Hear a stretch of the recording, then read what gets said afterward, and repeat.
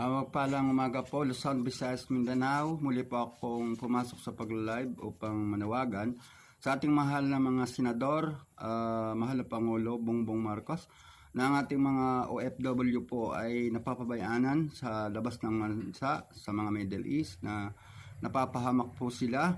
Alos bago po matulungan sila, nadidisgrasya na. At kapag may mga bansang maabuso, ibinaba nila. At kapag nakailang taon, bukas na naman, paulit-ulit na lang po ito.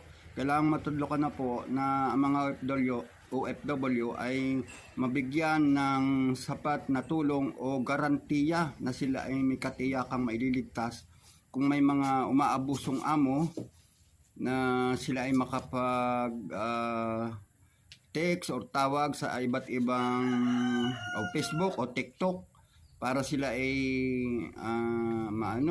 masuportahan